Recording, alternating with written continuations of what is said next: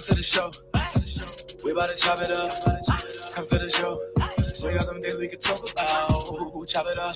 Chop it. Chop it. Chop it. Chop it up. Chop it. We got some things we can talk about. Chop it up. Chop it. Chop it. Chop it up. Chop it up. Chop it. We got some things we can talk about. Come to the show. We about to chop it up. Come to the show. We got some things we can talk about. Come to the show. We about to chop it up. Come to the show. We got some things we can talk about. Chop it up. Chop it. Chop it. Chop it. Chop it up. Chop it. We got some things we can talk about. Chop it up. Chop it. Chop it. Chop it up. Chop it up. Chop it. We got some things we can talk about.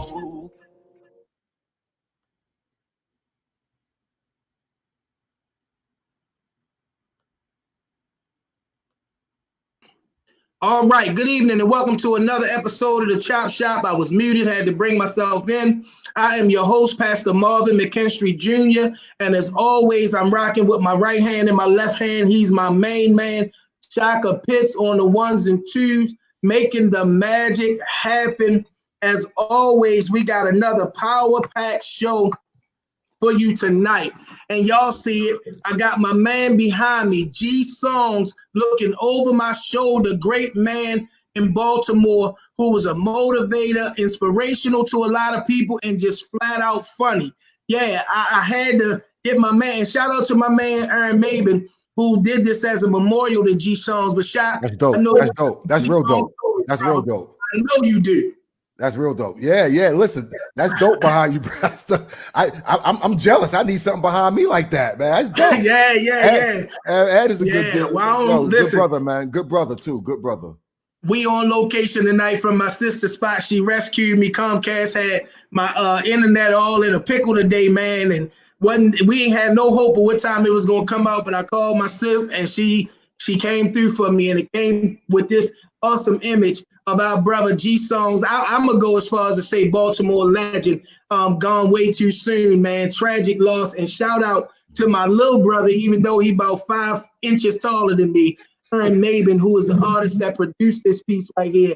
And I'm gonna tell you, Shock, as much as I love it, the person who owns it, I don't think I could pry it out of her hands if I wanted to. Oh nah, that's a wrap, big brother. You better take a picture. You better take a picture. So we got one thing in the news tonight, and we're going to lift up this one thing because it's a great story, and I really want to move into the space of this conversation as soon as possible, and it's our story. It's a new book written by our brother Wes Moore. Man, I'm going to reach out to Wes and try to get him on here. The days after Freddie Gray's death are the focus of this new book by author and CEO of the Poverty Robin Hood Foundation, Mr. Wes Moore, and journalist and co-author, Miss Erica Green. 5 Days explores the difficult chapter in the city's history through the eyes of 8 different Baltimoreans. Each one, Moore said, tells an important story, not just about that moment, but what the city can learn from it. Man, I'm excited about this book. Literally tonight, I'm going on Amazon and I'm going to get my copy, and I'm going to see if we can reach out to Wes and get him to come on, man, and talk about it. I know one of the things that I was real with people about when it came down to this 2020 uprising situation, man, there was some unresolved trauma. I had a little PTS that came up with me just at the idea that we could find ourselves back in that space again, Shop. Yeah, it's a lot of people, man, are triggered, right? Are triggered by what's going on right now, or have been triggered, especially if you live in Baltimore and you was here, during the uprisings, like that vibe, or not even the vibe so much, but seeing people outside, seeing the gathering of people, seeing the frustrations being vented, right? That triggered a lot. That I've spoken to people, brother, and that's triggered people to where some people don't even want to people don't even want to talk about, to be honest, what's going on with what happened with Brother Floyd and a lot of these situations, because they're like, man, I'm tired, man. I don't want to see this no more. This is killing me to see this, or to even deal with it, or to even address it. So I'm with you, brother. It's real out here, man. It's real. Just try to address it, man, because I know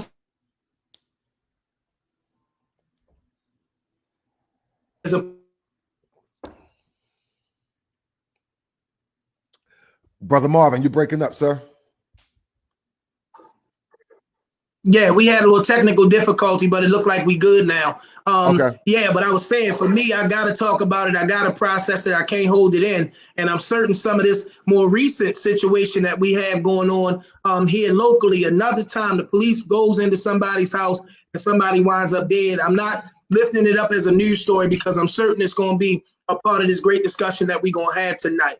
Moving on to our Black Business Spotlight, I have somebody that's very near and dear to my heart. She's like a niece to me. I call her my niece. Her mother is my absolute best friend, and her mother serves alongside me at the church. I'm just really impressed with this young woman because you see some people and you watch them grow up, and where they wind up in life is awesome. I got to bring on the screen Miss Donna Barnwell, a person that's near and dear to my heart, to talk about Tony's Miracle, her own brand of hair care products. How you doing, Mook? Hi, I'm doing good. How are you? Good, Mook, her nickname. So please talk to us and tell us about Tony's Miracle. I know the story, but I want all of Baltimore to know about Tony's Miracle. All right, not a problem. So Tony's Miracles was started back in 2016. So I am one who has natural hair, but I have a different texture of hair. So it is fine, but it is still natural at the same time. I went natural back in the beginning of 2010 when I cut my hair off and donated it. None of the products would work for me at all. So I just went into my kitchen and started making some things. It was like one of those things where you just try to do everything that everybody has going on YouTube, and it was just a combination of mixing and then thinking about what exactly I wanted. So my brother, you guys were on the topic about, the crime and things like that that's going on in Baltimore. So my brother was one who was murdered back in 2015, and his name happens to be Antonio, Tony for short. So my brother always asked me, like, why don't you wear your regular hair? It's so long, it's so natural, it's so pretty. And I didn't think so, because I could never get it, to the thick, coarse naturalness, or I could never get it to be as straight as I wanted it to be. So it's a mixture. So like, as you can see now, it's hot and sweaty. So it's like a wave, but then it's like a wave, but then sometimes it gets too straight or sometimes it's too wavy. So I have that in between. So I did name my company after my brother. It's called Tony's Miracle. If it wasn't for my brother just saying, I need you to basically be yourself. So, and love yourself with your natural hair. So I have a certain line of 100% natural hair care products. There are no chemicals whatsoever. I have things like African black soap shampoo, curl defining leave-in conditioner. We also have beard butter for men, which has been highly rated by a few men that says they grow in their beard. It smells better. It moisturizes. It holds a great value to it. Well, let me tell you, I'm a faithful client of Tony's Miracle. Yes. When you were having Charlotte, I was struggling, man. I got to the point that I was ready to cut it off, but you got back to us just in time. Listen, y'all, I literally got so frustrated with my beard that I was ready to cut it off, go back to a goatee or something. And I got Tony's Miracle, and Tony's Miracle blessed me. Why don't you tell us, before we get in the segment, tell us how we can find you, follow you. Your mic muted, so I'm going to need you to unmute it, but tell us how we can find you, follow you, how people can support you. And y'all know my motto is make every day Juneteenth and support Black business. I do apologize. I did have my daughter's in the back, a little 10-month-old, but we know how that goes. But you can follow me on Facebook. I do have a Facebook as well as a website. So it's facebook.com/Tony's Miracle.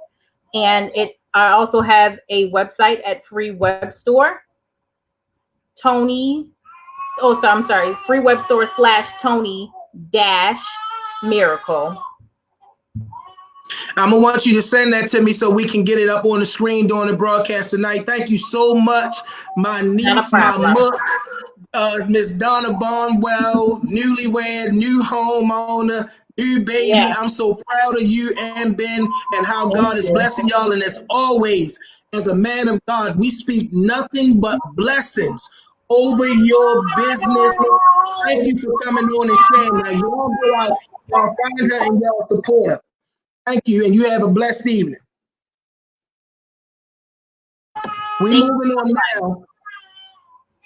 Charlotte got something she want to say, but tell Charlotte we gonna have to get on another time because we get ready to move on now to the part that everybody has come for. We are coming on down the stretch. We are about to begin this conversation, but before we do, as always, we want to dedicate this show to a Baltimore Black champion, and tonight we have the first Black elected U.S. Congressman in the entire nation, Mr. Perrin J. Mitchell. Perrin Mitchell and the Mitchell name stood for Black excellence in Baltimore City. No matter where you look, you saw Perrin J. Mitchell. And we're grateful that we have such a legacy here in Baltimore of Black excellence. And that we have these conversations on everything from what's happening concerning our law enforcement here in Baltimore all the way up to legislation. You cannot forget the great Perrin J. Mitchell. As always, Perrin J. Mitchell, we salute you. Thank you for the legacy of excellence and greatness that you've given to our city. So many of us have tried to pattern our lives in the space of Black excellence that was demonstrated by Perrin J. Mitchell and the Mitchell family. Without further ado, we are ready to move on into this most important topic. I'm excited tonight because the last time we had the Defund Police conversation on, we pretty much had three people who spoke from an advocacy standpoint and didn't have any voice from law enforcement. Well, tonight we have a voice from law enforcement, and I get to call him brother. I don't know when I didn't know this brother. We grew up marching the streets of Baltimore in marching bands and just being in the brotherhood and fellowship. But that is the Baltimore community marching band scene. He's ascended to being one of the police officers that I can say personally has done the job right. He's a legend in the Baltimore School Police, the president of the Baltimore School Police Union, and the vice president of the Maryland State Fraternal Order of Police. I want to welcome to the Chop Shop for the very first time my friend and my brother, Mr. Clyde Boatwright. Oh, man, thank you for having me, Brother Marvin. It's always a pleasure to see you and have conversation with you. Man, I'm excited about tonight's conversation. We get to all have some dialogue around this most important topic that's before our community today. So I really, really am glad that you invited me on. Man, I thank you for accepting the invite because there's a lot of people in your position who don't want to come on and have these conversations, or they only want to come on when they can come on by themselves. Now I'm about to bring on my big brother, regular contributor to the Chop Shop. And somebody asked me, is he like one of your co-hosts? No, I just respect his opinion that much that I bring him on because he's always going to get cut straight to the chase and keep it real. I got to bring on a brother who's well known for his work in West Baltimore, documented the No Boundaries Coalition. He put it on the map, and now he is the community component. And I don't know if I'm supposed to say that according to what they say, but I'm going to say he is the community component of the Baltimore City Consent Decree. I got to welcome to the Chop Shop one more time, Mr. Ray Kelly.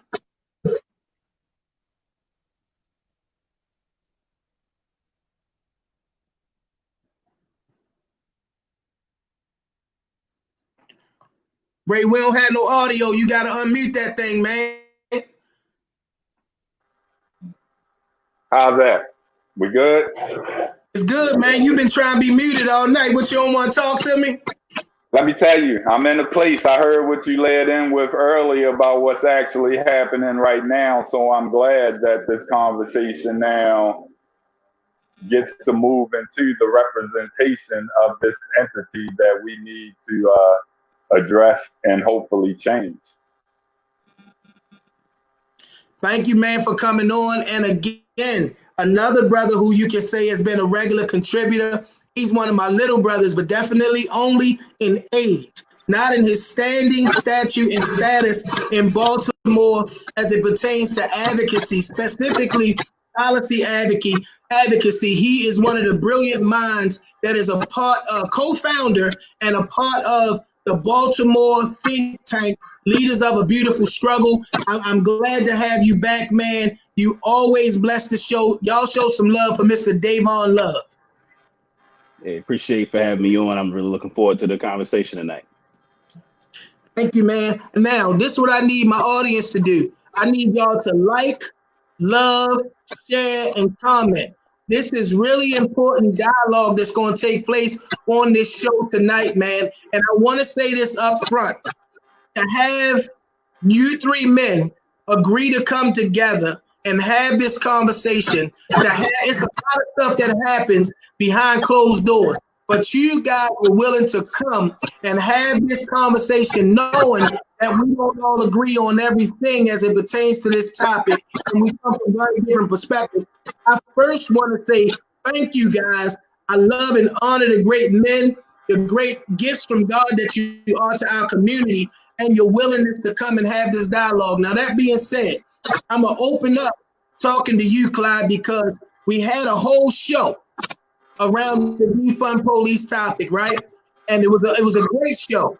The show was more framed around the prioritization of funding towards policing versus some other things. It really wasn't a cop bashing show or nothing. It really, if be honest with you, it kind of really sent more of a message to those who are legislators than it is actual police officers. And I'm encouraged by that dialogue because we don't want the people who have to do the work to feel attacked so much, as we understand that it's a cultural issue that we're trying to work to fix. Having you come on tonight, right? I want, from your perspective, you to kick us off around the whole Defund Police conversation from the perspective of not just somebody who is someone who has 20 plus years doing the job, but someone who is a part of the state union, and you advocate for police officers. Well, again, I'm glad that we're able to have these courageous conversations. I have the utmost respect for Brother Dayvon Love and Brother Ray Kelly. When I see those gentlemen about in the streets, it's always, a greeting. So, there's no animosity or anything like that. We are all passionate about the things that we do and representing our community. I am a Baltimore native son, and I'm born and raised here. You talked about in the lead and about how we grew up, in the music community, playing drums and things like that. So when it comes to the defunding of police, it's programs that there are programs that would benefit, but there are three different types of or three different pillars of defunding police that it gets lost in translation. And let me explain them to you. You have the crowd that want to abolish police. They just want to get rid of all police and feel as though that the community would be better served without having police.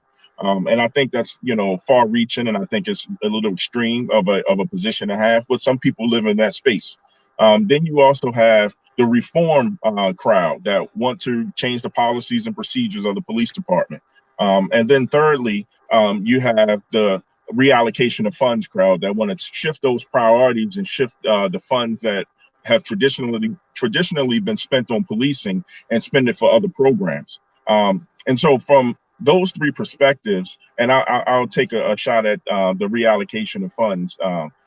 Look, police officers that I talk to and communicate on a regular basis, they would like for, some assistance to come to certain types of calls.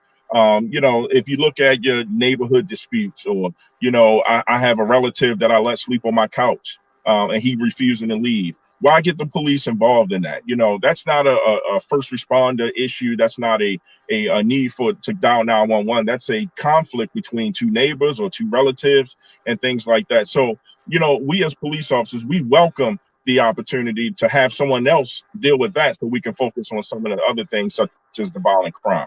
If you look at mental health scenarios, in some cases, you would definitely want the police to be the first responder, because in some cases, some people have access to weapons. I can't speak on the recent case, because I don't know where it is, but it's a local case, and I try not to talk about local cases that are open. But I can paraphrase what the commissioner said during his interview, that this person that was having a behavioral crisis had 2 guns. So that was something that was said by the commissioner. So I look at it, when you start talking about mental health services, do we want to send our mental health professionals out to be the first responders for these types of situations and have them potentially be hurt? So where's the mental health community on that? Is there a database of people ready to be dispatched to stand up and run to these calls for service for mental health? I think that it's important to understand that there is a policing component that has to be included in this, but we have to make sure that we structure it the right way. So what I'm going to do is I'm going to ask Ray, and I know we talked earlier and coming on the end, you said you were kind of in a space about the whole situation that took place, and maybe not the specificity of that particular case, but Clyde just said, do we want first responders to be mental health providers when the situation is someone that's armed? Like, is there some sort of balance we need to reach? But I'm gonna give you the opportunity, because we're here to have a conversation. Respond to any and everything that that Clyde said, Brother Ray. So I feel like we continue to have this discussion about, should the police be the first responder in these situations? We know that this is not what they're trained to address initially, but we also recognize that really a stranger from social services interacting with a person with guns is twice as dangerous, so to speak. And how do we address that? When we talk about defunding the police, this is the type of strategic programming we need to actually invest in.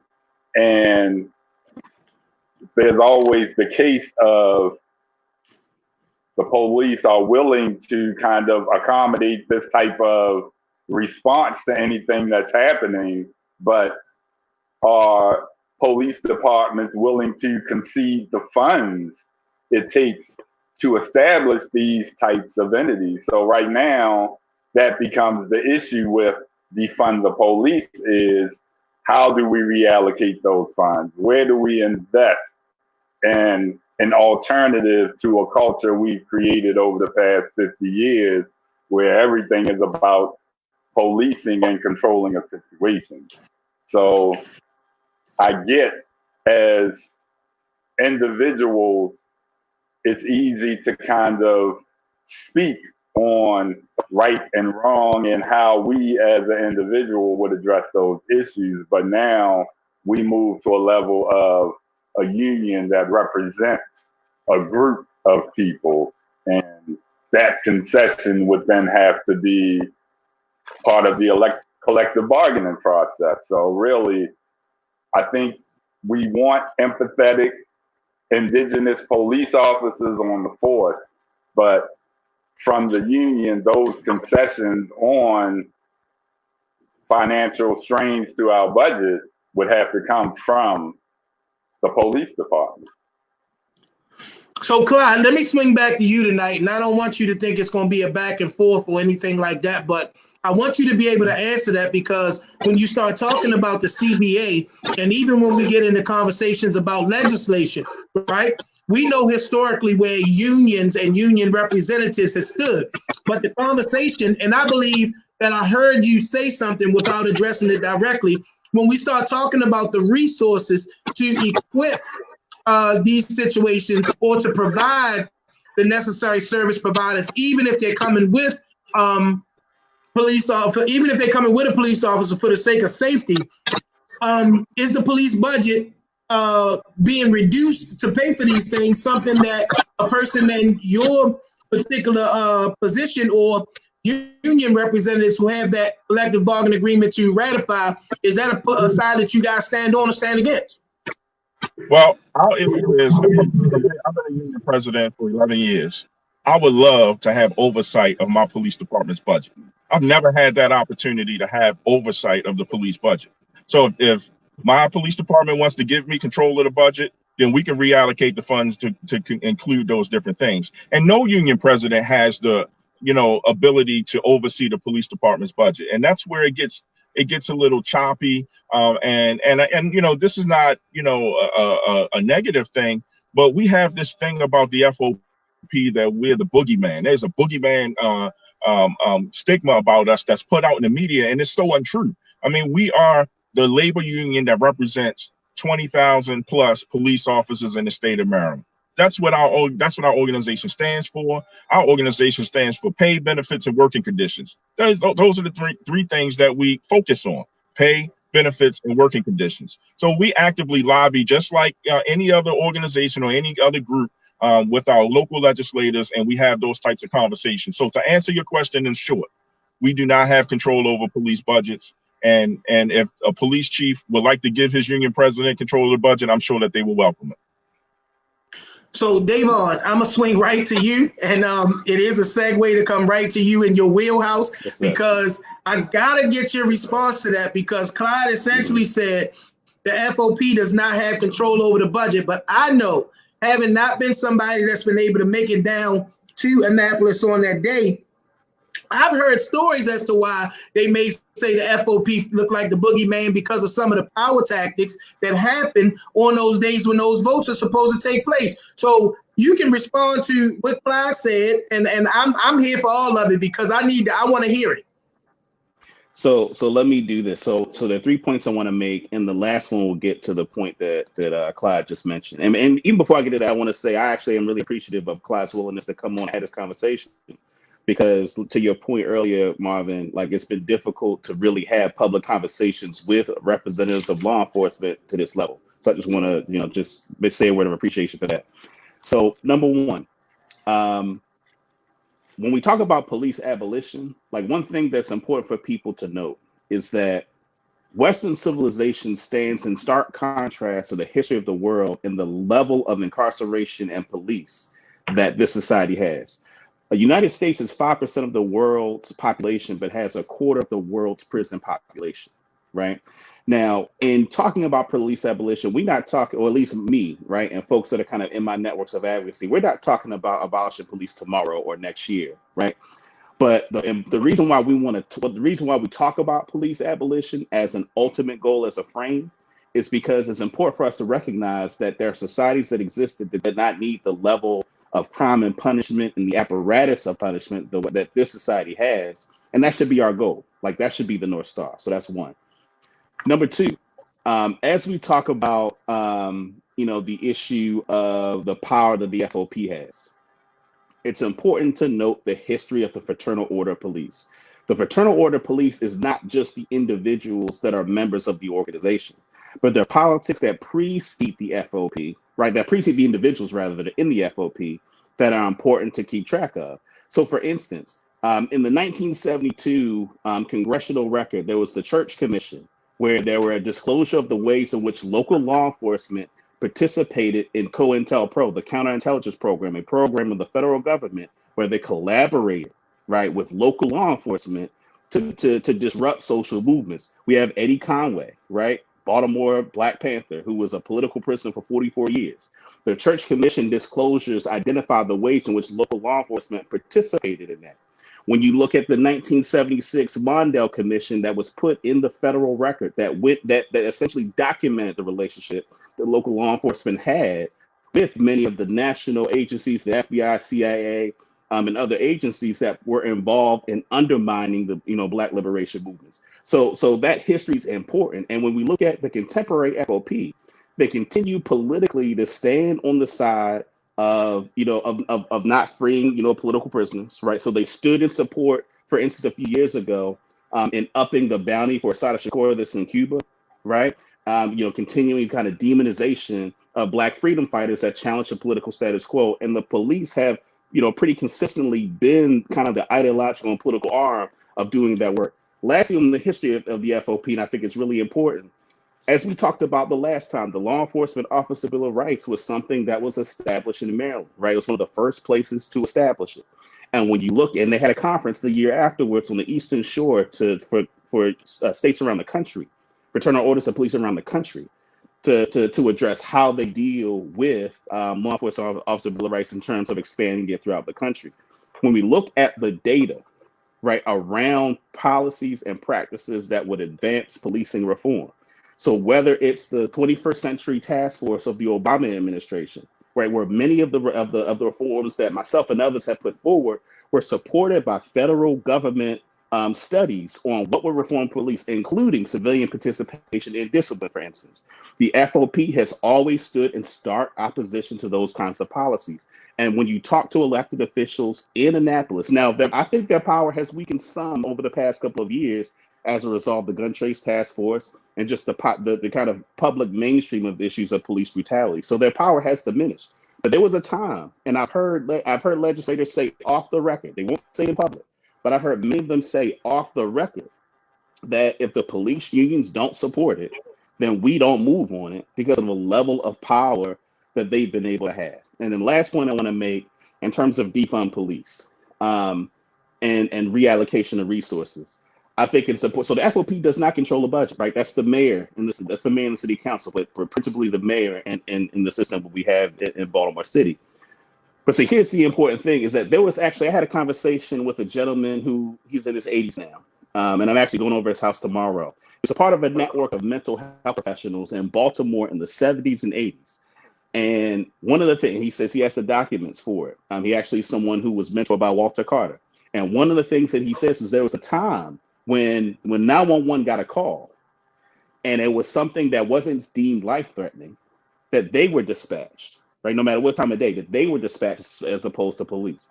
So the idea of dealing with issues that because police should be the last resort. So the idea of dealing with, small conflicts, the example that was given earlier, somebody won't leave the house, how do you get them out? Those are things that Baltimore has had in the past, structures that could do that job that police don't have to do. What I was told, and again, like I said, I'm going to the gentleman's house. He says he's got the documents, and I'm looking forward to putting them out there. But what he says is that when the federal government stopped funding that function, instead of the state or the city picking it up, there was a decision made to just continue funding police, right? That's William Donald Schaefer, right? Who was the mayor at that time that made that decision. So it's important to note that the reason the police are having to play all these different roles that they shouldn't play, and I think the brother Clyde would admit that there's some things that make sense for police officers not to respond to, right? The reason we're in this current situation is because a political decision was made when the funding was cut to just have police do it. So defunding police is not nearly as radical, I think, as some kind of in the public mainstream deem it to be. It's actually going back to some of the things that Baltimore and I imagine other cities were doing before really the emergence of mass incarceration in the police state to be at the pinnacle that it is now. So, Clyde, I want to come back to you, and I want to frame this conversation this question a little differently for you, because we talk in advocacy whenever we talking about a union of any sort, right? Is there a policy or legislative agenda? Because this is the way that I see it, right? I used very specific language during this last instance of a local uprising where I kept saying I did not want our Baltimore police officers, school police officers, or any other local entity to be put at risk by agitators and people outside the city. I really believe that Baltimoreans who chose to join in the protest joined in good faith and good spirit, but we know what could happen. So protecting our city meant protecting our police officers. I'm very specific. I put it out there. I'm one of the 3 co-founders of an organization called Reconcile Baltimore. This organization is specifically brought together to heal the relationship between Baltimore police and the citizens of Baltimore. We don't say police and community relations. We say police and citizen relations because a strong community includes just police. So Clyde, I want to say this. Is there a policy or is a legislative agenda? Because if I'm hearing you, Dayvon and Ray, correctly, sending our police officers in certain situations puts them, their careers, their livelihood, and their families at risk. And it seems as though the politicians or the elected officials are the ones who kind of keep that situation going. We know that it's an economic conversation, but does the F.O.P., and you're at the state level, is there a policy agenda or legislative agenda to change the fact that police are being sent into situations as law enforcement officers that they're completely unequipped to deal with? So we have had a few internal discussions, and unfortunately, due to the pandemic that we're dealing with, it has hurt us from meeting as regularly as we would normally do. We've missed quarterly conferences and meetings, monthly meetings at the local level for our legislative agenda to start to be drafted. So to answer your question in short, no, we don't have a certain agenda put together right now. And before I move on a little bit deeper into this to that question, I want to thank you and the other members. Like I remember in 2015, I remember seeing Kwame Rose arrested multiple times during the riots of 2015, and to this time to see when there was a conflict brewing down at City Hall, to see him turn people in, that was shooting projectiles at police officers, whether it was fireworks or anything like that, that shows a level of commitment of community that we as police officers seen, and we appreciate it. We appreciated it that you guys stood in the gap and didn't allow the out-of-town agitators. I saw people from Cleveland, Ohio, and other places that wanted to come here to destroy our city. And so we really appreciate and thank you guys for standing in the gap for that during that time, because Baltimore could have been a powder keg. We always say that we're one incident away from being back in 2015, and so thank you for that. As far as to respond just slightly to one of Dayvon's comments about the Law Enforcement Officer Bill of Rights, I want to give you guys some facts about the Bill of Rights that's not usually discussed. And it started in the 1960s and 1970s, where the police commissioners of Baltimore and other places would basically just start frivolous investigations against officers that they didn't like. The officers didn't have any kind of recourse. So in 1974, the first Law Enforcement Officer Bill of Rights was drafted in the United States, and it was drafted here in the state of Maryland by the Maryland State Fraternal Order of Police. In fact, our attorney, our counsel, general counsel, Herb Weiner, is still our general counsel now, who was the person that drafted that legislation back then. We have some founding members that are still around. Errol Crotch from Baltimore Police. So some of those guys that were here in 1974. And so when you look at the Law Enforcement Officer Bill of Rights, it's it's basically a guideline of how to conduct an investigation against a police officer, and it protects the interests of the citizens, the police department, and the officers, rights. It is, we talk about, and one of the changes we made in 2016 was going from 10 days to 5 days to get a statement. I can tell you now, overseeing these investigations for the last 11 years, no police chief wants to talk to a police officer within 5 to 10 days. And I'll tell you why. You get one shot at questioning or interrogating a police officer that's accused of something. You want to allow that investigation to play out, and then you can bring forth the evidence that you have and frame your questions that way when you get to the investigative stage. So what police chiefs and sheriffs won't tell you, and this is where these conversations need to be had instead of passing it on to the F.O.P. Where these conversations need to be had is they are the people who pick the jury. So they bring the charges against the officer. They pick the jury as well. And then after they pick the jury of the police officers that will investigate, all a police officer has to be found guilty of is one charge. And that could be a catch-all such as conduct unbecoming.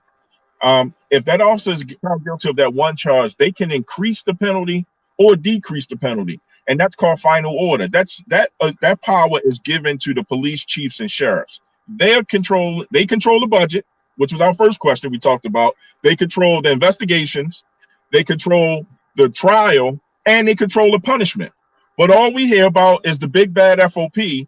is going around protecting bad cops. And that could not be further from the truth. And again, I'm not hearing it from these two gentlemen on this panel who I have a lot of respect for, but that's just the narrative that we hear throughout the state of Maryland. And we only are here to, nobody wants to protect bad cops. The F.O.P., we don't want them in our organization. We want them gone.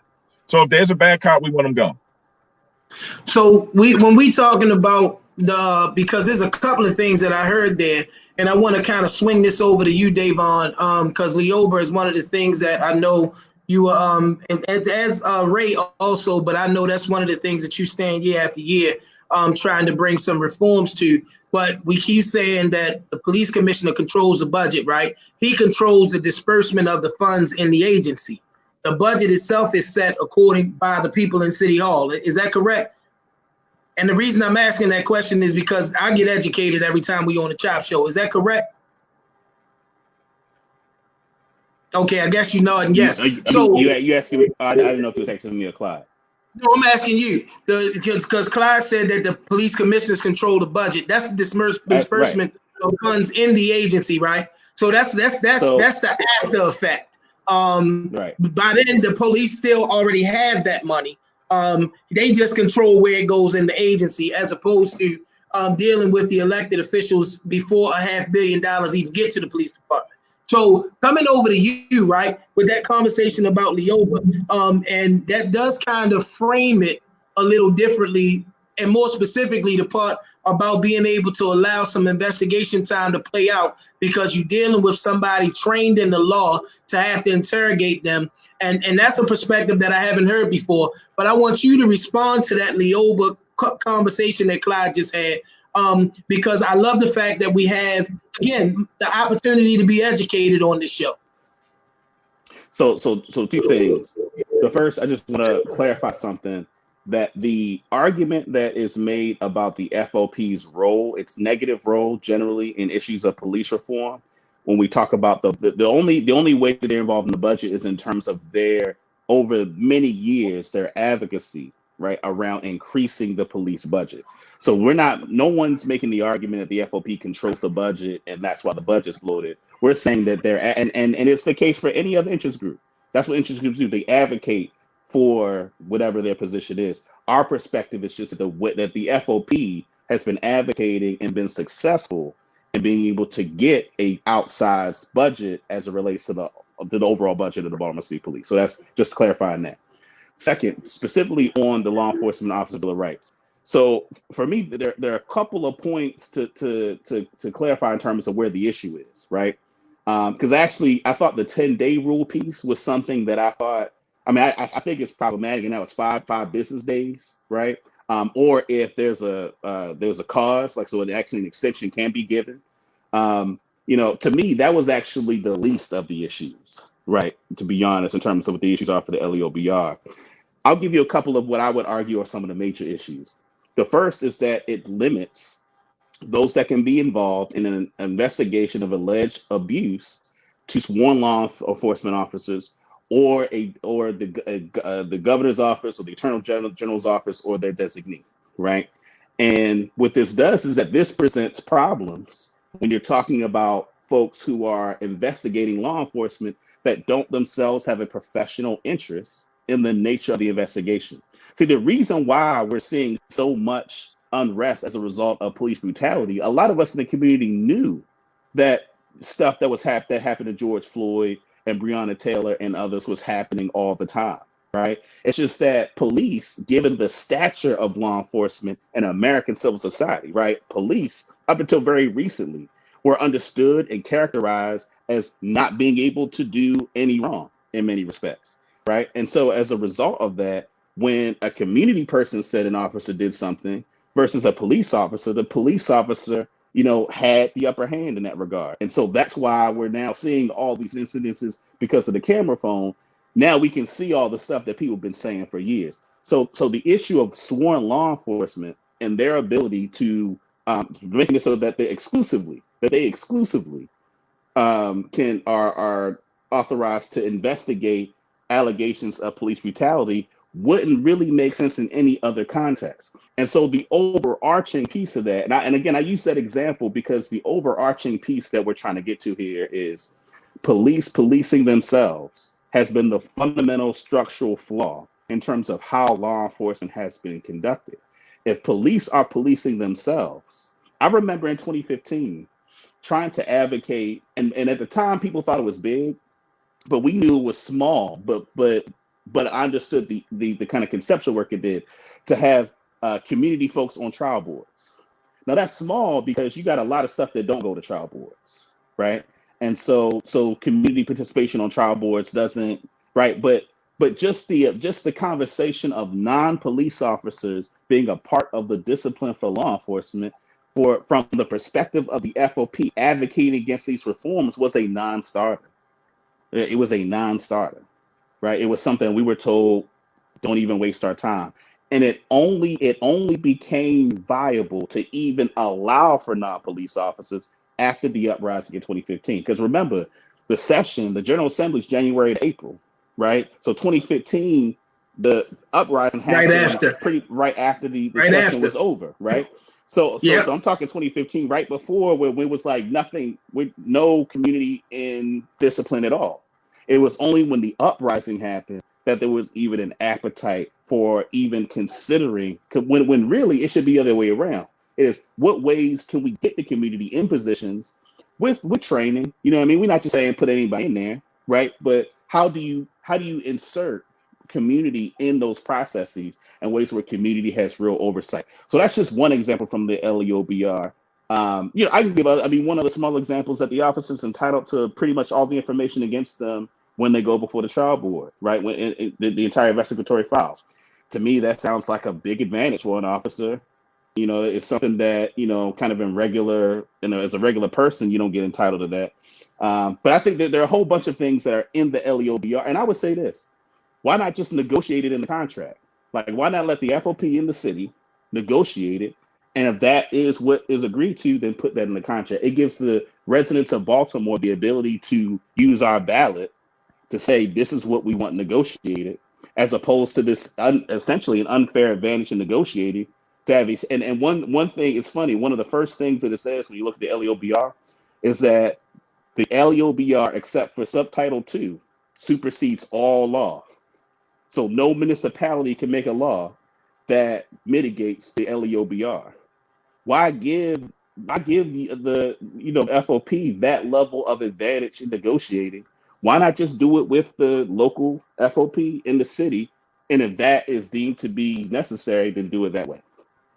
So, Ray, I want to come to you because you're with us, and Clyde, I know you would like to respond to that, and we're going to get to it. But, Ray, you here with us, and we do have the newest tool in the toolbox, as I've heard you refer to it, Baltimore's consent decree. And without really framing it, being someone that's very well versed in the consent decree and somebody that is a part of the implementation process or oversight, process of the consent decree, where does the consent decree find itself as you have this advocate these two advocates, one who's an advocate for the people and the other one who's an advocate for our police officers? How do you see this new and brightest new toy in the toolbox, tool in the toolbox fitting in there to bring really whatever you have to say? Because I don't want to say to bring unity, harmony. I want, what does the consent decree do in the midst of this conversation?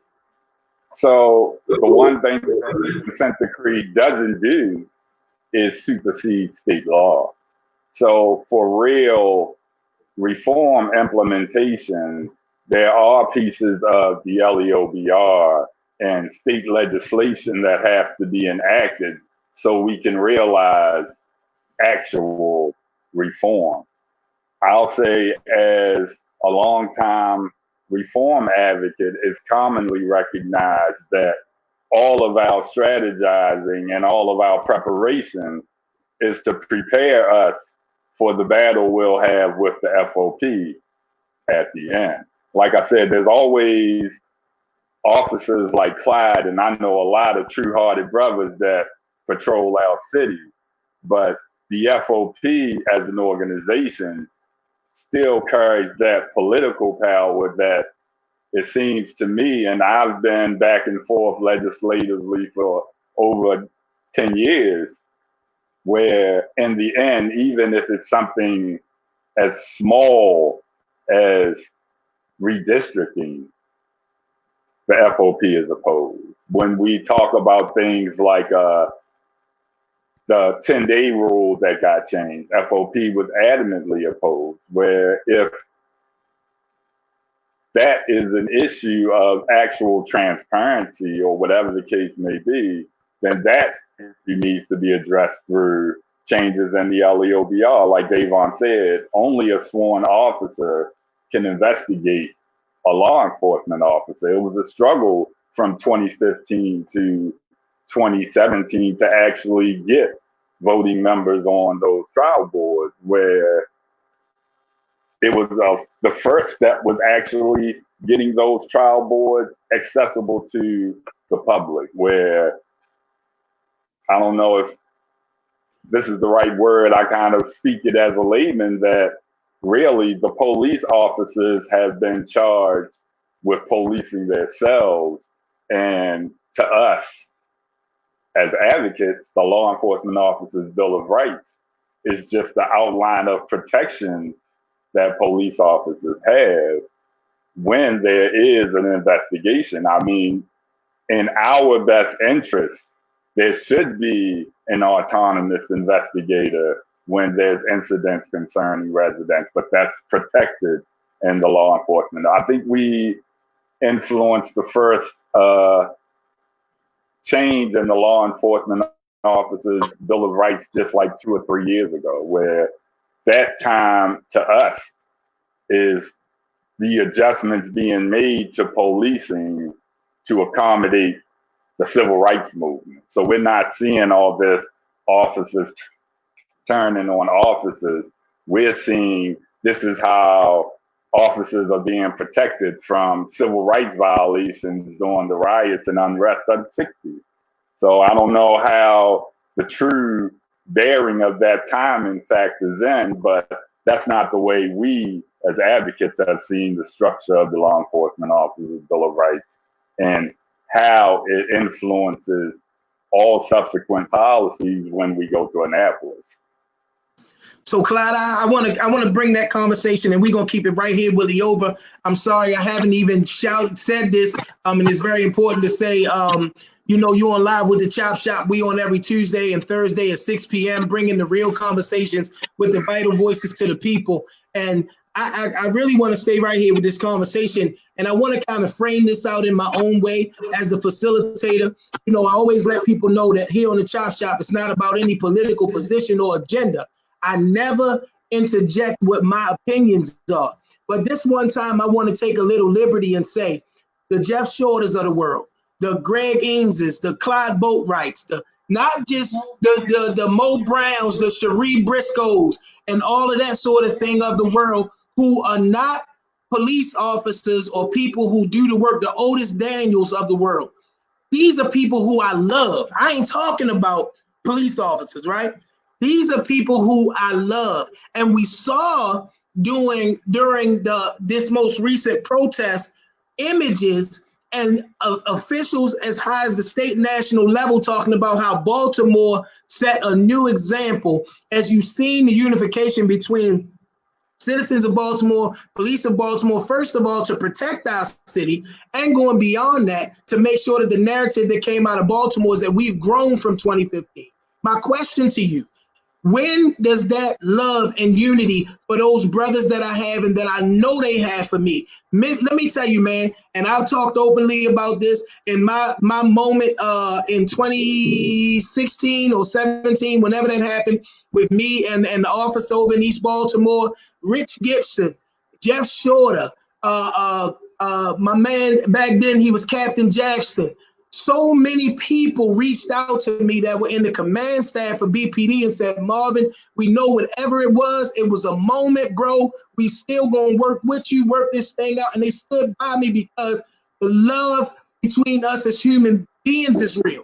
When do we see it translate to us standing side by side as we all agree that there's a need for some legislative reforms in order for people to not feel disenfranchised as it pertains to things like Leoba?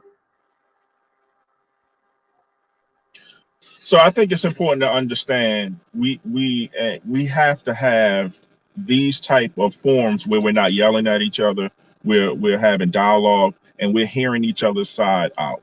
And there is a reason why we stand against certain things when it comes to law enforcement, also Bill of Rights. But a lot of times the public does not get to hear that, to hear why we are opposed to certain things. If we look at the LEOBR, police officers that are charged with a crime, and found guilty, or they don't enjoy the protections of a trial board if they're found guilty of a felony. They're terminated immediately. So that is not discussed. Police officers that are when you have a trial board, let's talk about Brother Ray Kelly brought up the fight to put people on the trial, citizens on the trial board. That was a contentious fight because we wanted to our position has always been, we want to have people that are competent and trained in the split-second decision-making to be in judgment of a police officer who does not have all day long to look at a body camera footage and then make a decision. He has to make that decision in a split second. We're charged with the responsibility of taking someone's freedom, and in a split second, we have the power constitutionally to take someone's life. And that is a lot of responsibility on our police officers. Very, very, very, very, very serious stuff. And so we have to make sure that if a person makes an error in judgment, that he's not indicted, hauled off to jail, and his family evicted because he made a split-second decision trying to protect his life or someone else's life. And so, we see incidents throughout the country where some police officers are behind the badge and they abuse that power and abuse that authority, and you don't see the F.O.P. standing behind them. How many? Not one dime was spent of F.O.P. money defending the gun trace task force. Not one dime. But nobody talks about that because it's not newsworthy. Those guys are where they are, where they're supposed to be. They're in federal prison, where they belong. They were tried and convicted by a jury of their peers. So the second thing I wanted to talk about is the consent decree. And Brother Ray Kelly, I respect you immensely. And this has nothing to do with you. I'm talking about the overall global concern with the consent decree. There are police reform hustlers around this country, around this nation, that sell this cookie cutter product to cities like Oakland, Cleveland, Seattle, Baltimore. It's going to Atlanta next. It's going to Minneapolis next. And these are reform hustlers. They come on the cable news networks and they talk about police reform, and then they apply to be the consent decree monitoring team. And then they never step foot into a city. Fox 45 did a cover story on all of these people, 10 to 12 people that are getting paid $15,000 to $18,000 per month, living out of state to oversee Baltimore's consent decree. That's problematic, because the consent decree does not address the main problem that we have in Baltimore City, and that's the 350 murders that we had last year, the 162 that we had this year already. So as a police officer, those are the things that I'm concerned. I have been the person that a homicide detective had to call and say, hey, we have a body down here that's a John Doe, but fingerprints are probably going to identify him as your brother. So that's real to me. And we've had 162 families go through that in this city already in 6 months. We are 2 days into the 6th month of the 7th month of the year, and we've had families destroyed by that. So gun violence is very, very serious. I know police officers like me, we focus on the serious issues, but then we get into things like the consent decree is not a savior. It's not going to come save Baltimore in its issues. It's going to make a whole bunch of people a whole lot of money. And that's exactly what it's doing, because we will never get to meet those goalposts. It might be five years, and then they're going to move the goalposts a little bit further, and they're going to move it a little bit further, and it's going to cost the city more money and more money. What the city should have done is in 2012, when the F.O.P. put together the blueprint for policing, they should have addressed it then. And it talked about some of the systemic issues that we have going on in Baltimore. It talked about the training and recruitment of police officers and the retention of police officers, and not lowering the standards, which has been done in the last 3 years. The standards are now lower to become a police officer. So we were adamantly against that, but nobody talks about that. And again, this is not a shot at the two brothers on this panel. Nobody gives the F.O.P. the credit for saying, no, we shouldn't lower the standards. We should increase them so we can make sure that we have a better quality of police officer out there, because right now we're all picking from the same pot. Dayvon? Yeah, so a couple, let me say a few things. I'll start with actually a point of agreement. about the reform hustlers piece. That's real. Purge.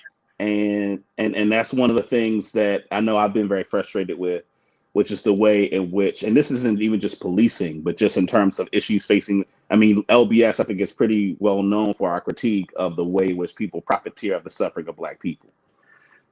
I got to take issue, though, with when you talk about the F.O.P. and some of the good things that it has done.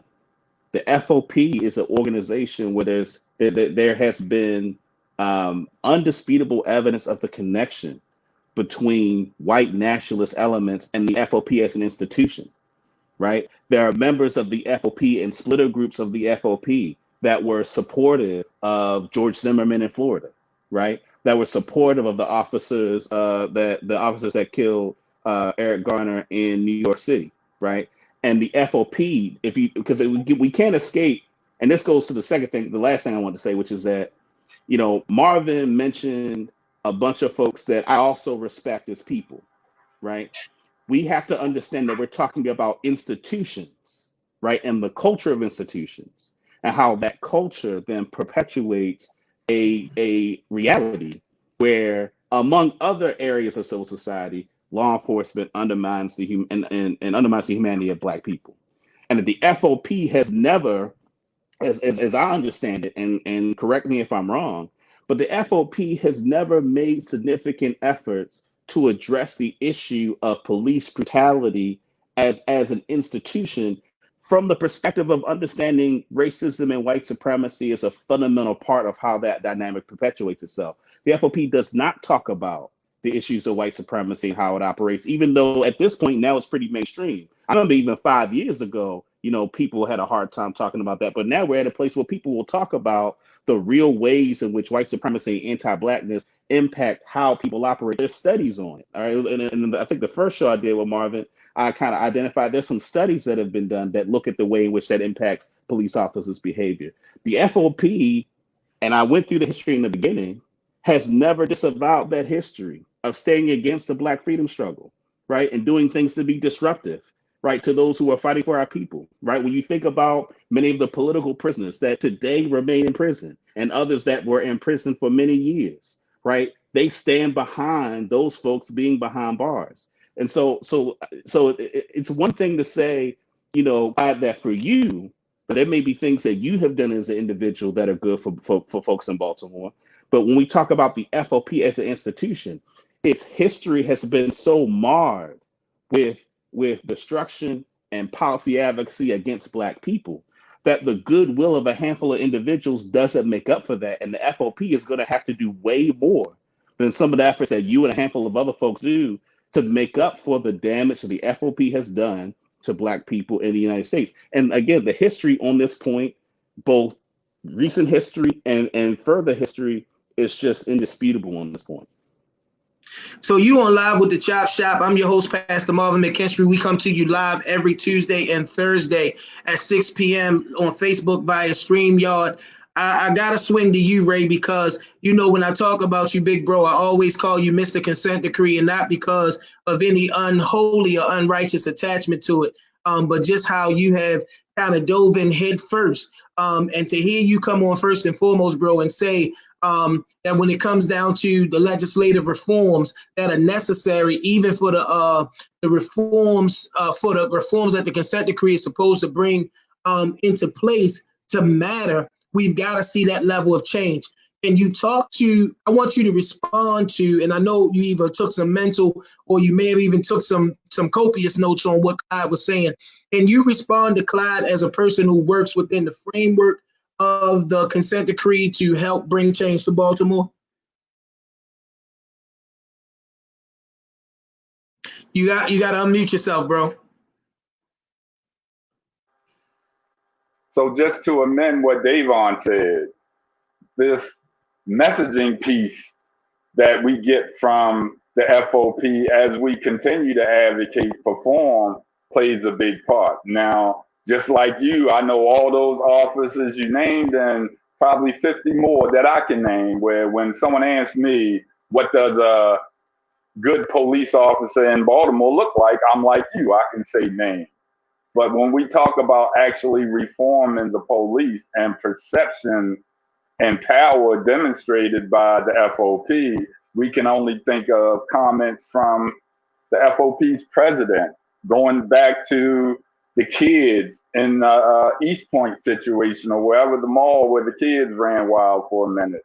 These are criminals and treat them as such, where this is the messaging that this organization is given to its members, and it's also the perception that this organization continues to give to the residents. So we know that the consent decree is not a panacea or a silver bullet, but it's a tool that we need to use, and it's a federal order. So why should not the Fraternal Order of Police be in support of actually accomplishing those mandates? I mean, the argument with the hustling of who's on these monitoring teams is outside of my purview, where everybody knows I was intricate in the monitor selection process, and like everybody else, pissed off and disappointed the way it wound up. And I'm thankful that I still have access to this process as part of this current monitoring team, and I still advocate to the best of the community I come from in those rooms. So if that be the hustle, we have to recognize that this is a federally mandated and enforceable document that we should be trying to accomplish and get beyond, but still the rhetoric and support of the representation of the officers is such a gift from Kuso. So you on live with the Chop Shop. We come to you live every Tuesday and Thursday on Facebook via StreamYard. I got some powerful sisters that are checking in right now. Sister Karen York. I'm actually sitting here with one of my favorites. I got Cat Bird over here, just sitting like a bird on my shoulder, talking in my ear. And I see Monica Cooper, one of BPD's finest. I thank God for the diversity of this audience. And Clyde, I want to come to you now because we're hearing terms like the culture of policing, right? And again, as I always say, and you and I have had some offline conversations where we have saluted each other for the individual work that we do. But when we get past that, that what a good police officer looks like, because you're one of the people that if I had to pull and carve out somebody that has done the job the right way and has led the way as an example of what's possible in police officers, that's still the conversation about the culture of policing. You, as a Black man from Baltimore, born and raised for as long as for all I know, you are a native Baltimorean who has chose to, like Ray, in your own way, be a part of what change can look like. Talk to that conversation as a vice president of the F.O.P. over the state of Maryland, as a lifelong Baltimorean who hears and understands the heart of Baltimore through the voice of advocates and through the people. How does it find you? What does it say to you when you, Clyde Boatwright, DP, Baltimorean, hear that conversation of a corrupt culture? How does it make you feel? What do you say to that? So I think about when I hear culture, and I always hear the commissioner from Baltimore always say something about the culture. We have to change the culture. And I think back, I think back to scenarios and situations that I've been in over the last 20 years, and I've seen most of the things that you would see as a police officer in the city of Baltimore. I've pretty much seen it all. And I think about maybe if there's someone who has an intention to do something to another person, they're smart enough to not do it around me. So because they know that I'm not going to stand for that. I'm not going to allow that. We're not going to violate people's civil rights.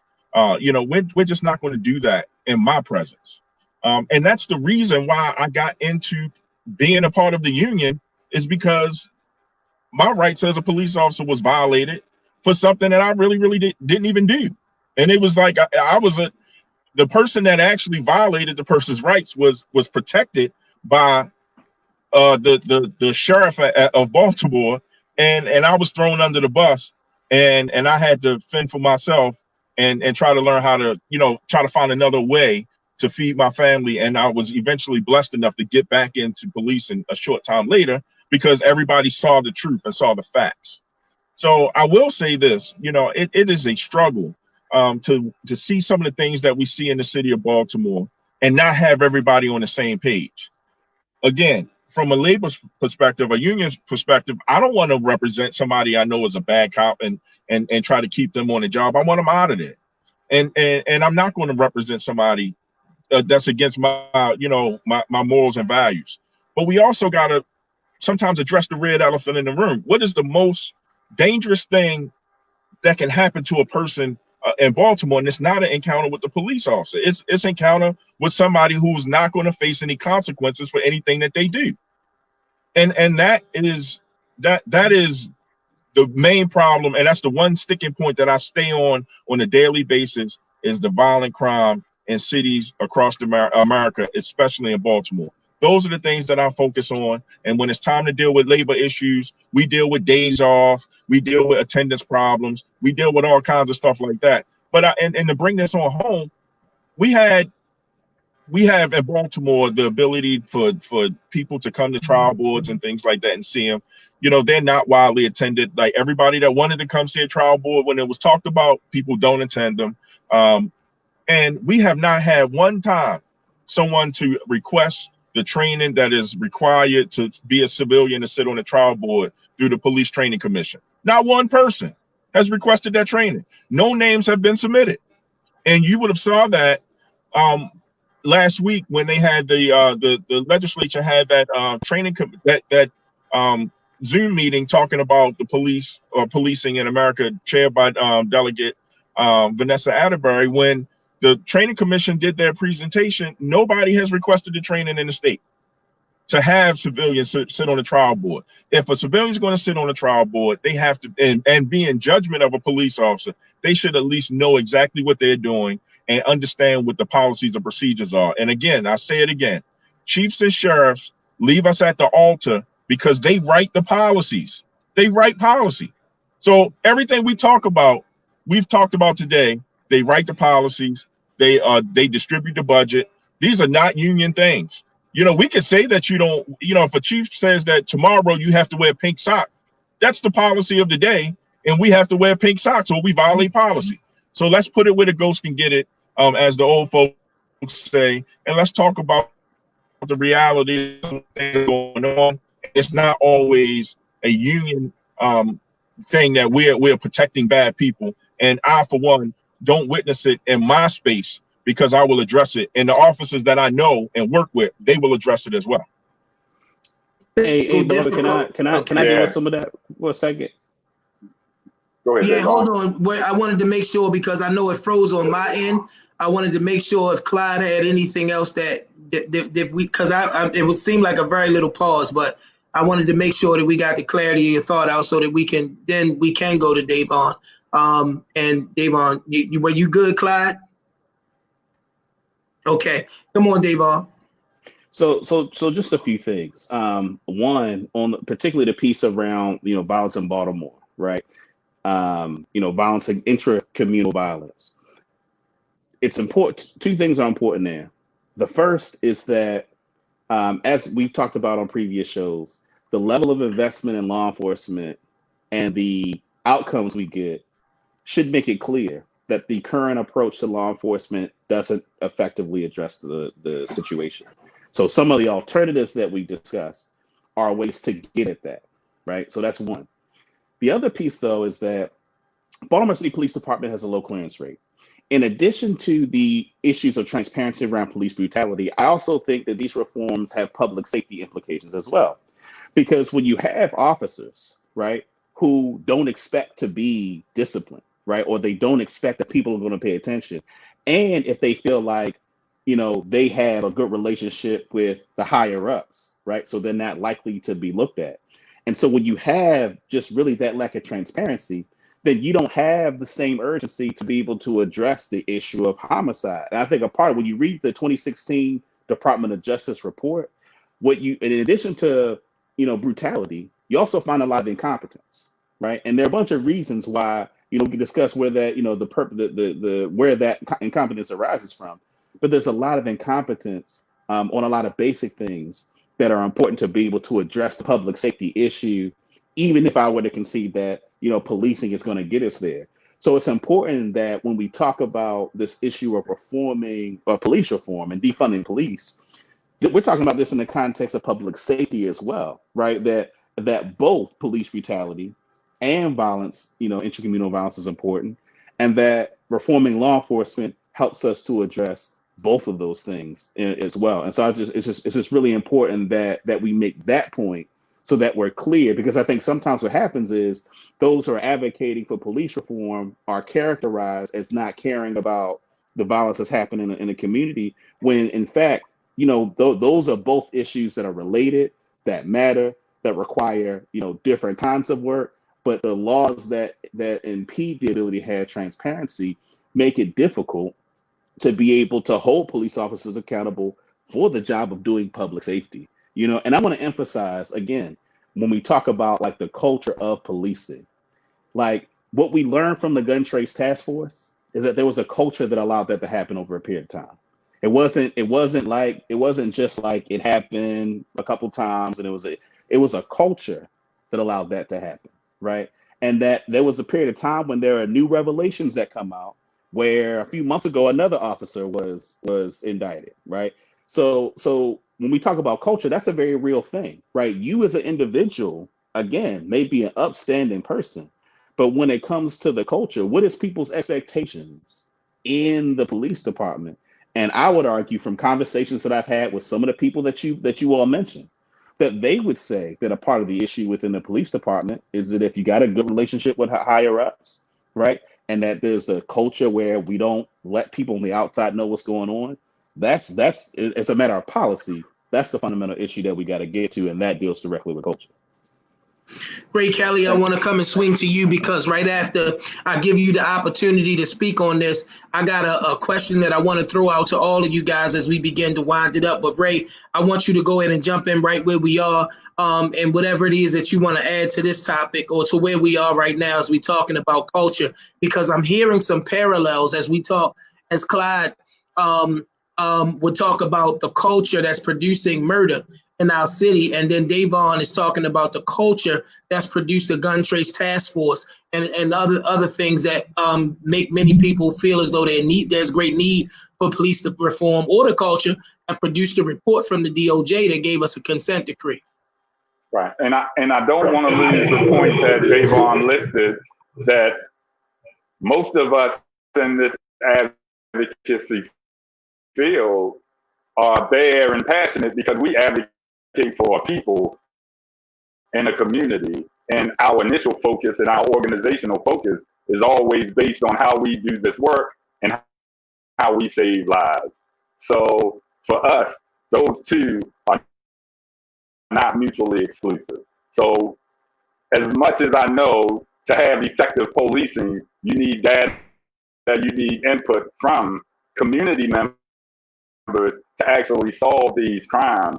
There should be an intentional effort as well to build these viable mechanisms to actually get to that point. So just like we talk about, there's a culture of corruption, there's multiple other avenues where the police department and the community just don't and haven't historically interconnected. So it's important that the messaging from the representation of the entirety of policing in Baltimore City is not saying that these advocates are anti-policing, when you, Clyde, know that we're here trying to save our kids and we got to actually deal with this stuff. So we're still impacted by every instance of violence that happens on our street, and we are searching and working for a viable mechanism to bring that number back down. So the consent decree doesn't supersede any of the laws that you enforce. It just ensures that when you do those laws, for lack of a better term, you do them in a constitutional manner. And in my purview, that's the first step of building trust.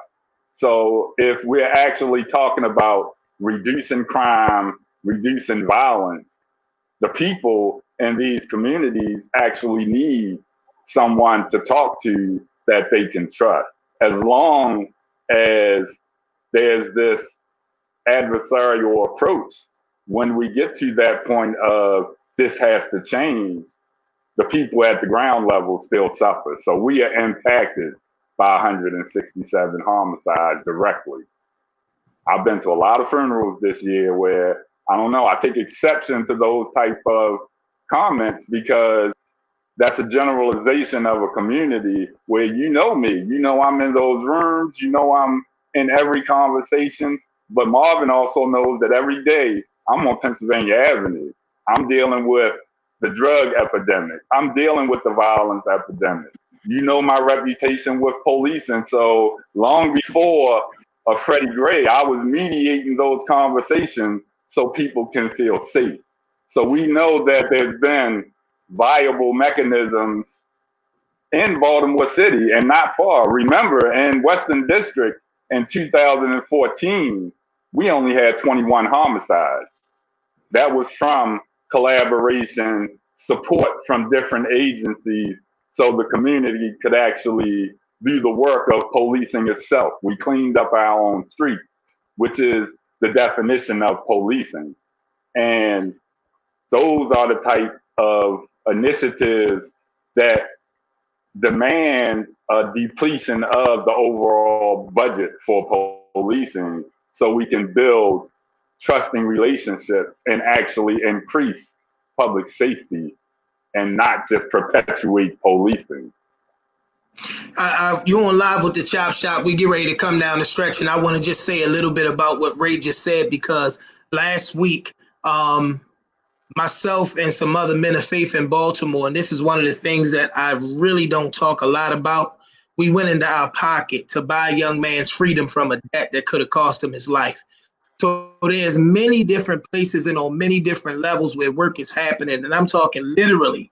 This happens more than it's ever publicized. I don't talk a lot about it because I don't want to violate the trust of those on the ground level in the communities who are willing to come and say, man, look, they're going to kill me, or they want to do some harm to my family.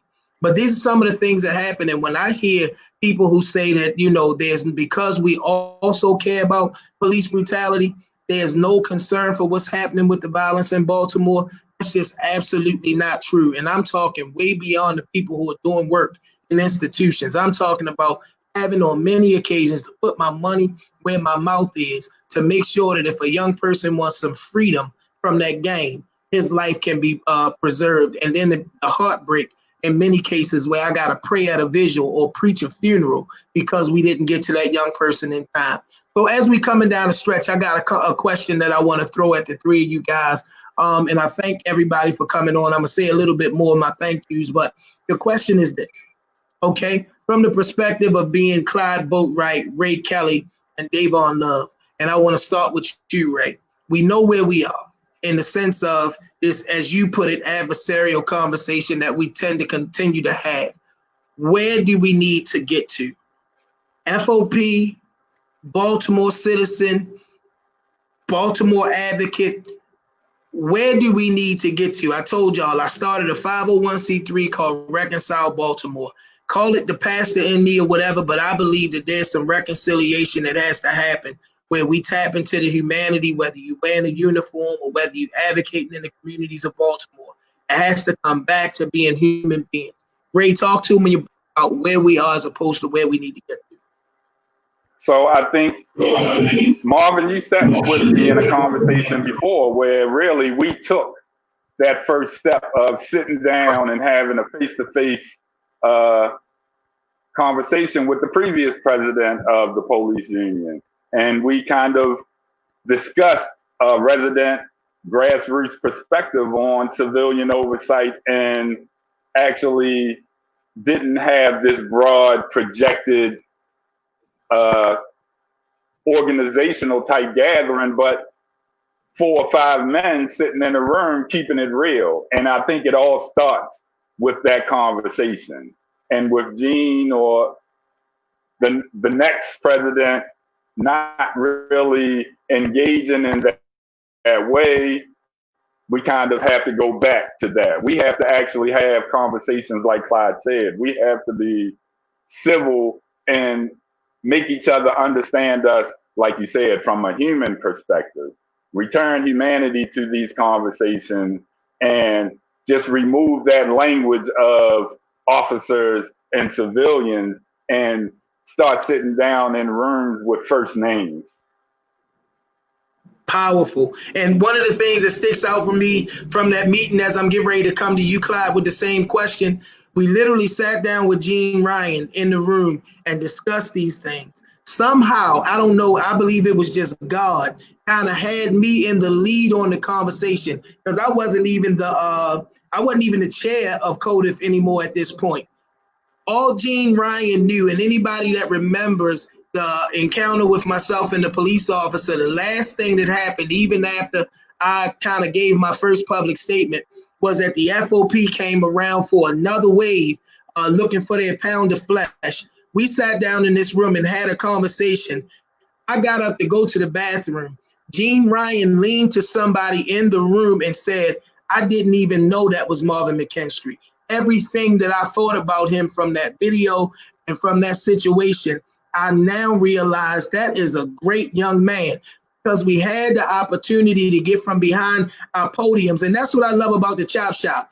We have so many opportunities where we see people in official capacities come behind the podium. We got to get from behind the podium and come into the room and sit down. As Ray just said, Clyde, where are we, whether it's as an F.O.P vice president, as a police officer who loves Baltimore, a black man? How do we get to the place to where we have more we see the healing? I don't want to suggest anything. I want to hear from you.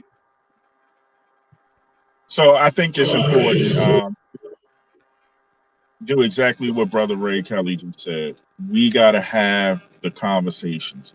We got to use mediums like this to come together and hear each other out. I told you the other day when we talked on the phone briefly, I love various quotes from Dr. Martin Luther King, and he had a quote that I live by. If we all in the room agree, then somebody's not needed.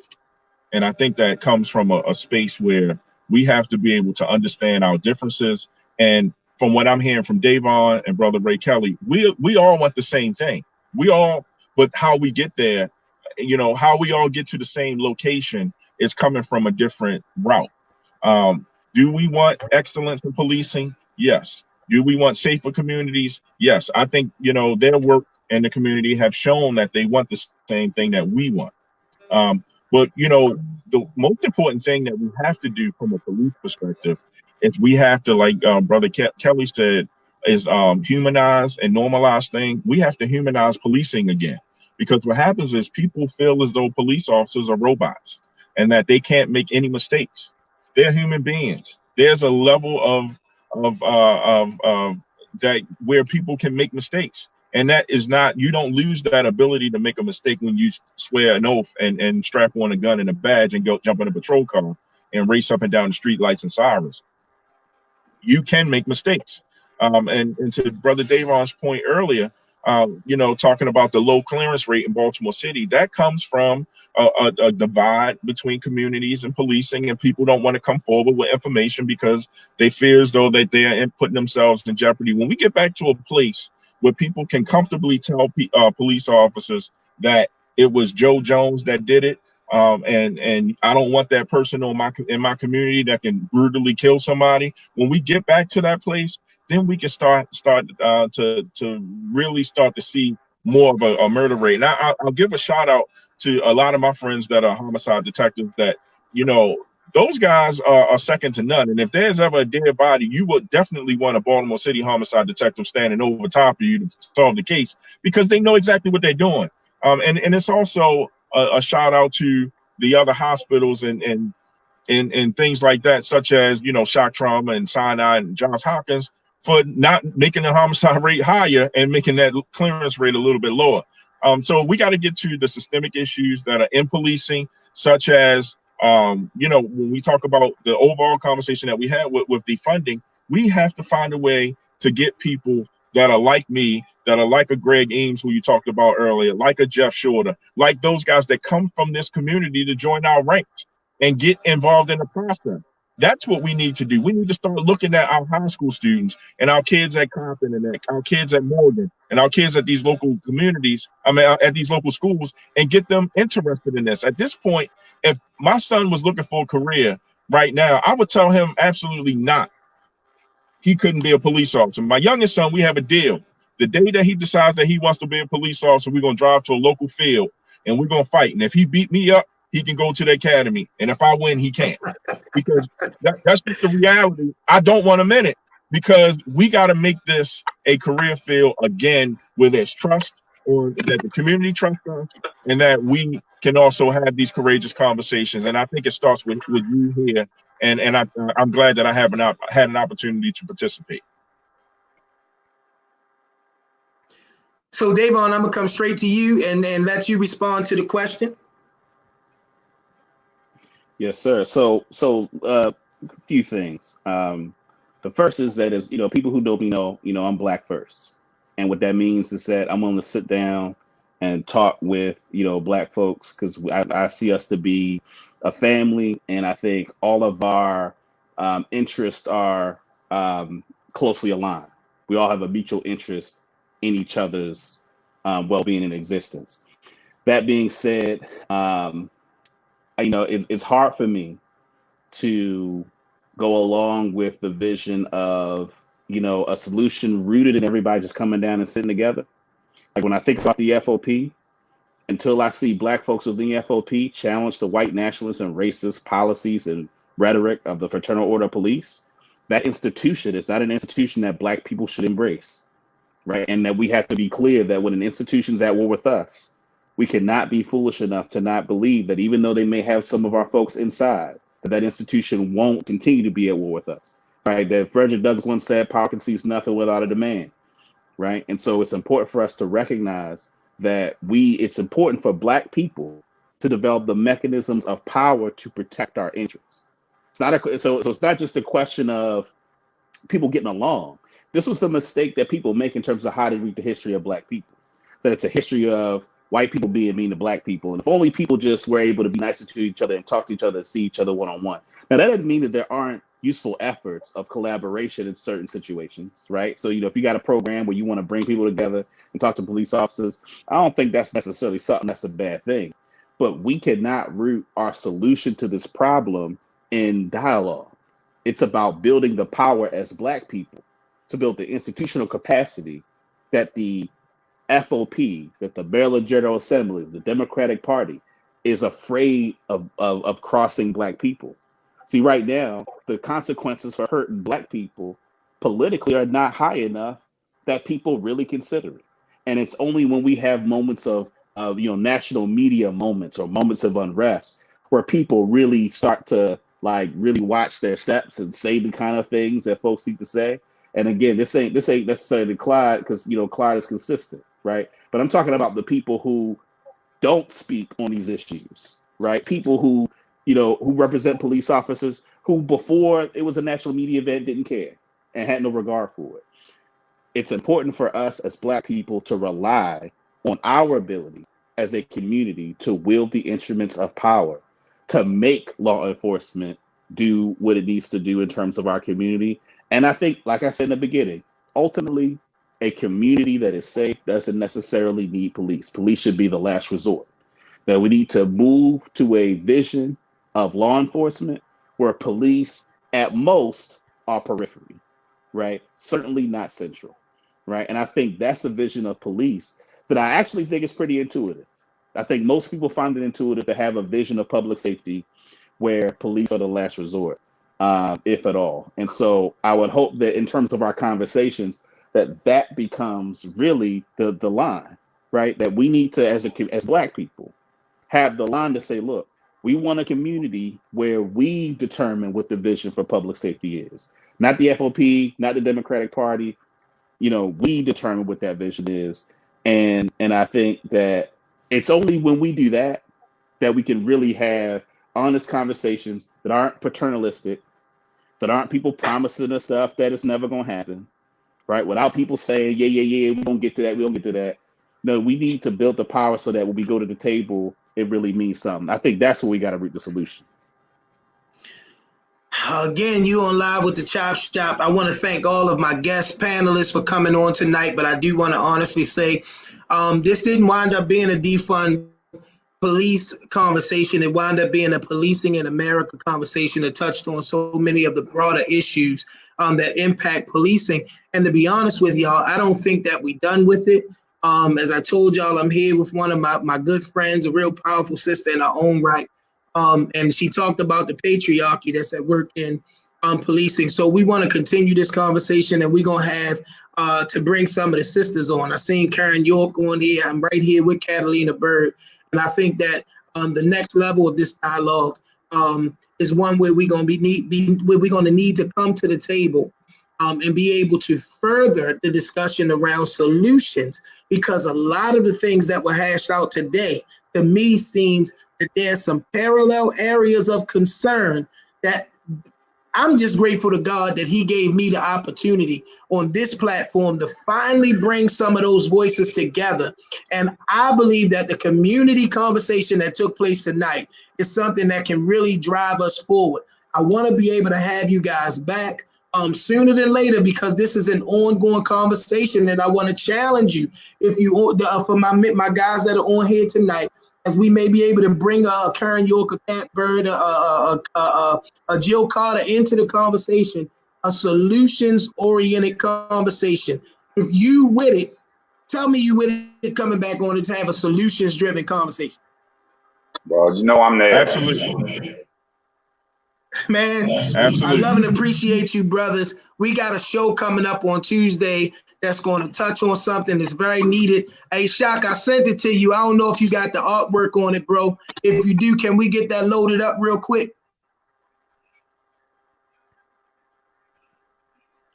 On Tuesday, we are going to go one-on-one with Senator Jill P. Carter, and we're going to be talking racial disparity and all things Baltimore. She has been very vocal on its Atlas Restaurant Group, Uzo Bay, and so many other things, but she has some perspective on defunding police, the new administration that's coming into City Hall, and just a lifelong legacy of service, not just for her, but in her family. So y'all probably already know what direction I'm going to go with the show dedication. But we're going to sit down. Our conversation one-on-one with Sister Sheila was so powerful. We're going to sit down and we're going to give the whole show to Senator Jill Carter, because I just got accused by my sister over here.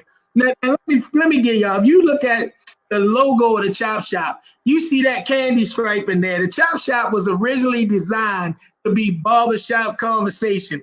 But I just got accused by somebody that know me better and love me of having a patriarchal show. And she won't let me bring on the camera because she say she ain't got her right hair on the day. But we going to have Senator Jill on today, on Tuesday, to have a real live conversation. We've been in our series on moving Baltimore forward, and we got a confirmation, not this coming week, on the 9th, on this coming week, we'll broadcast the Chop Shop, but it's going to be me as a part of another community dialogue that's being facilitated by Brother James Green. Well, actually, Stogie is going to facilitate the conversation, but I'm going to be a contributor as it pertains to what's impacting young men in Baltimore as it pertains to employment. So that's going to be the Chop Shop broadcast. Then that following Thursday, the 16th, we are going to have, and I thank God, but I'm ultra excited about our very own police commissioner, Michael Harrison, agreeing to accept the invitation to come on and to talk about what's going on in Baltimore. I promise you have my word. I'm going to continue this conversation around, because for me, it's not a policing in America. I know it goes to that larger perspective, but the Chop Shop is a Baltimore show. I want to take the opportunity to say to each one of you men, Dayvon Love, my younger brother, little brother, but only in age, not in stature and status. You know I respect you. You have been one that have educated me along the way on a lot of things that I've needed to round out. and complete who God has called me to be through our city. I want to say to Clyde Boatwright, man, Chip, that's Chip to me, y'all. Chip from the baseline, Chip. I love you, brother, and I'm grateful for you agreeing to come on courageously, to have the conversation and to bring the perspective that we were having a difficult time getting on, and as always, the consistent one, the consummate professional and community advocate. My big brother, Ray Kelly, thank you for coming on and having this dialogue with us, man. It's important, and we're going to continue to have it. Before we go off the air, I got to share something from the Word of God. The greatest commandment. And it says in Matthew, the 22nd chapter, starting at around the 34th verse, hearing that Jesus has silenced the Sadducees, the Pharisees got together and they're going to try to press up on him, right? This is me giving you my summary, right? One of them, an expert in the law, because we're having a conversation that really deals with the law, whether you're a policy advocate, whether you're a legislative advocate, or whether you're advocating on the side of the police, we're having conversations about the law. One of the experts about the law tested him with this question: Teacher, which is the greatest commandment in the law? And Jesus replied this way: love the Lord your God with all your heart and with all your soul and with all your mind. This is the first and greatest commandment. And the second is like it: love your neighbor as yourself. All the law and the prophets hang on these two commandments. I want to leave you with the reality that as much as we want to talk legislation and everything, there has to be a rising up of the God-centered humanity that was rooted in us in our creation. Because until we learn to love people again, whether you wear a uniform, whether you advocate for people, if we do not learn the God-centered love of people, we can put all of the policies and legislation that we want on the books. We won't see the significant amount of change when we're not enumerating murders or trying to downplay instances of police brutality by talking about how many murders there are. We will get to that place where policing will become less needed because we're loving each other and bringing about the healing that is possible to our people. As always, I got to thank my main man, my right hand, my left hand, Mr. Shaka Pitts, for making all the magic happen on the screen. And tonight, Shock, we had some rock stars with us. We had Nika Namdi. We have always my favorite, Mother Pearl Sanders. We had Karen York with us tonight. We had another sister who was putting some really powerful comments in there and just going in. I want y'all to remember our Black Business Spotlight, Tony's Miracle. Look them up on Facebook. Get some help if you're trying to grow a little something. I ain't found the miracle part to grow this part back yet, but I believe God that she's working on it so I can get me a little top piece. I ain't blessed like Ray to be 50 and still got, some top piece. I love you, Baltimore. Sound like payday. I was straight hating on you, bro. The reason we had the top shop and we had these conversations is because I love Baltimore that much. Thank you, Baltimore, for tuning in, for making us relevant, and for always hanging out with a Shock. There's only one thing left to say. KS, take me home.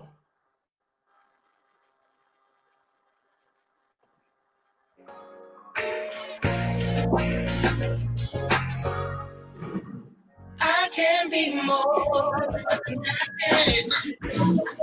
I'm gonna call you right back, son. You can make every dream a reality. We can be more. Be more, be more. Shit. I can be more. I wake up every day and try to be more. I pray I be more. It's easy to achieve anything you believe. Like hold your head high. Girl, you got a reason to breathe. I see around mine. Boy, you got a reason to dream. Let's take flight. Get the children a reason to see redemption. We grow up in the jacks where it's evil and wicked. Where the people with success don't want to send you a visit. But we still finna make this life worth living. Now throw your hands to the sky if you feel it. Hey, throw your hands to the sky if you the realest. You got a vision. Let's put them pistols away and make sure the OGs keep the community safe. In the world where the